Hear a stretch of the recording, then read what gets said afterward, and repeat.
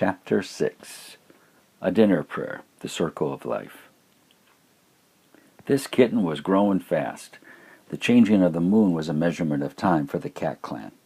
When the ball of light changed from a full circle to a sliver, and then returned to a complete circle, this was a measurement of time for the cats. They called it one cycle of the moon.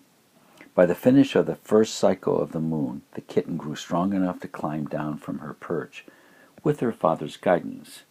Always he was ready to catch her in case she lost her grip on the tree. Every day she grew stronger from the climb. In just a few cycles of the moon, she was able to shimmy down the tree, gripping the bark with her strong paws. She was growing stronger every day. Her legs, which were once short and puffy, were now long and slender.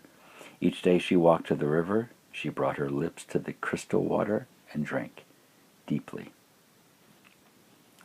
When she was satisfied, she lifted her head and admired the surface of the vast rippling river, sparkling sunlight like diamonds shining into her face. The river was so powerful, so beautiful, so peaceful. She scanned just beneath the water's surface, aware of any unusual movements.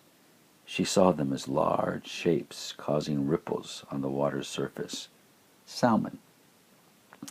They were a few body lengths away from the shore. She walked with very slow, graceful steps into the water. She moved slowly because she did not want to alert the fish of her presence. She stepped into the water till the surface nearly touched her chest, and then stood very still as a tree. The trout swam around her, and then one came right under her nose. Her mouth opened, dove into the surface of the water, and then snapped back with a flipping, flopping fish twice the size of her face in her mouth. She danced out of the water and dropped the fish onto the meadow grass.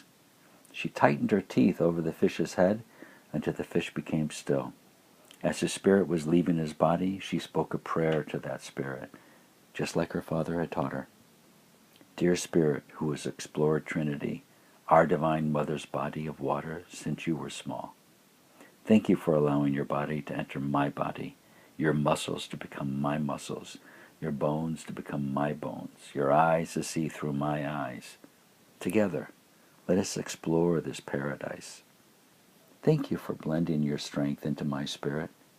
May your spirit continue to journey in peace and find your new body in your next life as something you love, so that your journey back into this world is something marvelous. Amen. Then she ate. When she was finished her breakfast, she walked back to her tree. She looked up its length of a wooden wall extending very high. She always marveled at how so very tiny she felt next to this vast giant. She crouched down and then sprung up to the side of the tree, grabbing the bark with her razor-sharp claws, and began the journey up. Pole by pole, step by step, she rose to a high branch where lay her nest, a bed of leaves held in place by a woven bowl of branches, a nest where for as long as memory served her, she called home. In that bowl was always a large pile of berries and seeds left by her feathered friends. Above her head sat chirping a flock of finches. She looked up, slowly blinked her eyes as a way of saying thank you, and they chattered more. She was their friend, but more than a friend, she was their champion.